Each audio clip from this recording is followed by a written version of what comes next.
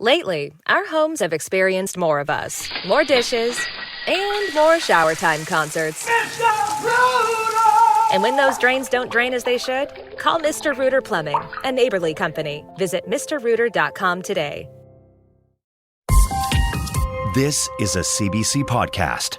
The leaders of Nova Scotia's three main political parties were in the same room today to talk about their promises and plans for the future. The Halifax Chamber of Commerce hosted what it called a conversation with the candidates. Ian Rankin, Tim Houston, and Gary Burrell fielded questions on a number of topics. But it is when the subject turned to the environment that the three leaders had their most direct exchange. So here is NDP leader Gary Burrell putting a question to Liberal leader Ian Rankin. We face two crises, the biodiversity crisis and the climate change crisis. But it defies credibility to me that Mr. Rankin should present his government and himself as champions of this world of climate change and biodiversity, when in fact Mr. Rankin gutted the government's own signature biodiversity bill. So I will cede my remaining 30 seconds to allow him the opportunity to answer the question, how can you be taken seriously as an environmentalist and an advocate for climate change, having gutted and eviscerated this important biodiversity piece of legislation? That legislation Gary voted for, and we worked with groups. There were a number of concerns that were brought up, and landowners and other important sectors said, we want to work with you. Can we start with a voluntary aspect to the private land piece and focus on Crown first, which was always our intent. So we passed an act, the first of its kind, not only in the country, but North America. I'm proud of our caucus for making sure we did that. We rejected the amendments that the Conservative Party brought forward that were trying to gut the act. It was a balanced act. We brought it forward. We're proud to be able to support it, as we are proud to protect over 150 pieces of land across this province. We need to ensure that we do tackle the dual crisis of biodiversity loss and climate, and that's why we called for the emergency debate previous. And I was the one in our caucus that said we need to have an emergency debate and have this because it's really important to future generations. But that is just one part of how we tackle this really important issue, and we're going to continue to make sure that we work with Nova Scotians, and that was the result of that very important bill. What I would say on the environment is we put forward a very clear platform on how we can build on what we've done together with the EXPO legislation and move this province forward. And I think I agree with Gary. You can't really call yourself an environmentalist and do what you did at Owl's Head. You can't have it both ways. You got to be one or the other. That was PC leader Tim Houston. Before him, we heard from Liberal leader Ian Rankin, and starting us off there, NDP leader Gary Burrell speaking at a Halifax Chamber of Commerce event this morning. This will not be the only discussion on issues surrounding the environment going on today, because this evening, the Ecology Action Centre, the Sierra Club Atlantic, and the Council of Canadians will be hosting a live election debate. It will be a chance to hear representatives from the Liberals, the PCs, the NDP, and the Greens talk about the critical issues related to the environment, biodiversity, and climate change. And we are happy now to have representatives from two of the three organizations hosting this event to discuss what they are hoping to hear this evening. Gretchen Fitzgerald is the National Program Director for the Sierra Club Canada Foundation. Maggie Burns is the Executive Director at the Ecology Action Centre. Gretchen and Maggie, welcome to Main Street. Thank you, Jeff. All right, we're going to start with the climate crisis, and we're going to start with you, Gretchen. What are you hoping to hear from the candidates on that? Well, what I'm hoping to hear is what they're going to do on day one to confront the crisis as if it were a crisis. So I think we've seen massive rallies, we've seen massive support for a just transition away from fossil fuels. According to poll numbers, 85% of Nova Scotians want that. All of these candidates have a huge mandate to treat climate change as a crisis and not defer action. So I want to see day one commitments. And, you know, we're fortunate to see some 2030 commitments, but that's punting it, way too late for the type of urgency the climate emergency requires. And, we all know now what it looks like when a government treats a crisis like a crisis after, been through what we've been through the last year or 2 years. Indeed, we do. Now, what would some of those day one commitments look like, Gretchen? Well, we're asking for each of the candidates to commit to an urgent timeline to get off of burning fossil fuels and specifically coal, and not to be switching to natural gas as an electricity source. So, we've asked for, a commitment to get to 75 renewables from the electricity grid in the next, by 2025. So that means you need to be taking action immediately to step up that type of activity.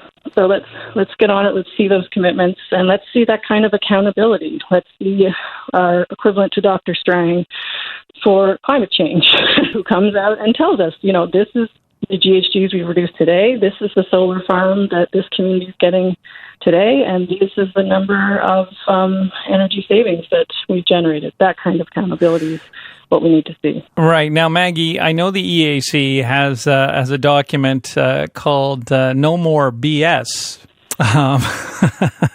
We sure do. And it goes... Would you care to explain? It goes well to your clip and also to Gretchen's point. No more BS means no more bad stuff. And to us, that means you can't continue to have it both ways. We have to stop big subsidies to fossil fuels. We have to stop burning things like biomass and our forests for electricity if we are to tackle the crisis that's here, not at our doorstep, but in our house. So that's what no BS means. It means no more bad stuff. And it speaks to the bold and really fundamental changes that leaders need to step into. I don't see this as just any other election. This is critical. We're in the final decade to avert the destabilization of our climate and our life support system. And so hard choices are going to have to be made. Well, I have a question. I'd like to go to both of you on this. My understanding is that here in Nova Scotia, still nearly half our electricity comes from coal. And so any government, whomever forms the government, is going to have to address that with Nova Scotia Power. That is a private utility that has guaranteed profit for its investors, its shareholders. So what are you hoping to hear on that? Maggie, I'll start with you.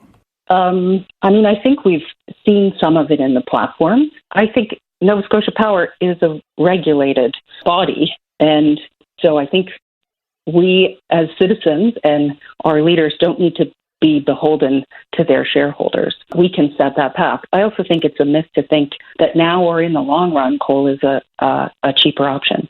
There are clear paths that we have laid out to 90% renewables by 2030, and that includes the redefinition of renewables to exclude the burning of our forests from that and to exclude natural gas.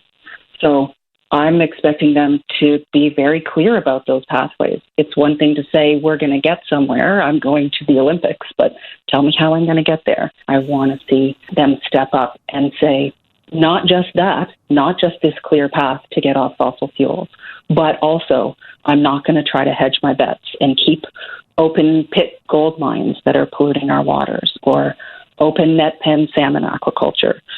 Because the climate and biodiversity crises are tied together, and they're tied together with an equitable, livable, fair future for Nova Scotians. And Gretchen, for you, what for the Sierra Club, what does leadership look like on that when it comes to cleaning up, I guess, our energy? Well, as Maggie said, we're at a time now where we need to see strong indicators to the utility that this is the timeline. We're not going to include biomass as a renewable energy source, so knock that out. And also, you need to cancel the agreement that the province currently has with the federal government, which exempts Nova Scotia from the national target of getting off coal by 2030. So cancel that day one to make it really clear that that's no longer the case. And create some strong regulations. It is a regulated utility, and we've seen time and again when pushed, the utility will meet targets. They just need to have the framework and clear regulations and no longer play this game of ping pong between the utility and the province about who's really in charge. Our democratically elected leaders should be in charge, and they have a powerful mandate to stop the burning of fossil fuels in this province. Maggie, you mentioned in there biodiversity. What kind of commitments would you like to see on that issue? We've seen positive commitments in the party platform. So as your listeners may or may not know, the Ecology Action Centre did a thorough platform analysis, which looked at all four parties' commitments. And we were pleased actually to see new commitments from all three major parties on increases in protected areas, wilderness protected areas. Pleased to see commitments to implement the Leahy report on forest reform. So those are positives. We want, however, to see them implemented quickly, and we want to see them tied together with other things that we weren't seeing commitments on. Open net pen aquaculture is one of the things that seriously worries me, and it's not addressed in the platforms adequately. And freshwater protection is another area that's not substantially addressed. Gretchen, this is, we've talked about the environment, about climate, about biodiversity. Obviously, this crisis is affecting us as human beings as well, but it's not affecting all people equally, is it? Some people are more at risk. And when we consider the topic or the subject of environmental justice, what do you believe some of those priorities should be in Nova Scotia around that issue? Well, definitely it's asking those affected communities what those priorities are. So sites like Boat Harbour, sites like the south end of Yarmouth where there's waste dumps affecting water, we need real strong commitments to remediate and make compensation available to folks that are negatively affected. But I think it starts with strong commitments to tackle environmental injustices such as those, and to really recognizing the responsibilities that are enshrined and signed by the province and the Canadian government in our treaties. So recognizing the treaties that govern Mi'kmaq, which is where Nova Scotia is, relate to the treatment of land and water and air. And we do have a long way to go, but I think addressing some of those key injustices early on in the mandate would be a step in the right direction and create some recognition of the truth of our history and the beginning of reconciliation. I'd like to close with another question that I'd like to pose to both of you. And that is something that I believe, Gretchen, you might have alluded to right at the beginning of this conversation, but that this pandemic has shown that, when we're up against it, we are all capable of incredible things when facing an existential threat. And I mean, it's widely accepted, and certainly we've heard from climate activists talking about the need to treat this crisis in a similar way that we did COVID. How do we do that in Nova Scotia? And Maggie, I will once again start with you.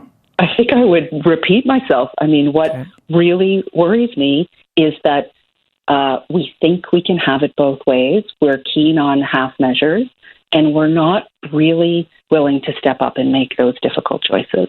This is not optional if we want a livable planet. And although I'm seeing positives in the platforms, I'm not seeing that willingness to make the difficult choices and treat this like the emergency that it is. And Gretchen? Yeah, two things, and of course echoing what Maggie has emphasized, but two things is I do think the media has to give an accurate assessment of where we are in all of its questioning and coverage of candidates. I do think the media, if it were accurately portraying the degree of the crisis, and this is not a nice to have, this is a need to have, similar to how the media covered the crisis with COVID. I think that would really help couch things. And I guess the second thing is leaders and candidates need to hear it at the doorstep. So I encourage, and we've all had people knocking on our doors, you to ask about the environment issue that is important to you, that would change your life. Where's my community solar farm? Where's my cleanup of this toxic site? And we are asking, actually, Nova Scotians to send us their broken climate promises and broken environmental promises so we can highlight them. But definitely make your candidates know that this is an issue. All right, Gretchen, thank you so much. Maggie Burns as well, thank you.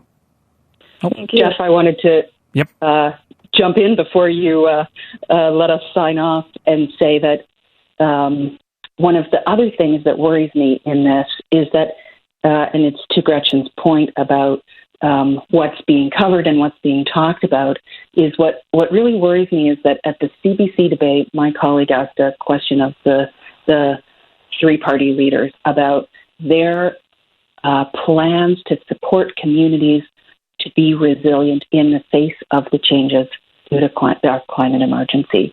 And they, worries me. They didn't answer that question at all. And now looking at their platforms, I'm not even sure if they understood the question. We think of what's happening. Farmers in Nova Scotia with increasingly erratic weather, seeing damages to their greenhouses, irrigation challenges, municipalities bearing a huge burden of adaptation. And that adaptation piece, the piece that is going to help us be resilient in the face of the changes that are here, that we're seeing, that's not being talked about enough. And I think that's really troubling. So that's my second piece, in addition to stop the bad stuff, is help us through this difficult time. All right, Maggie Burns, thank you. Gretchen Fitzgerald as well, thank you. Thanks, Jeff. Gretchen Fitzgerald is the National Program Director for Sierra Club Canada Foundation. Maggie Burns, the Executive Director at the Ecology Action Centre. For more CBC podcasts, go to cbc.ca/podcasts.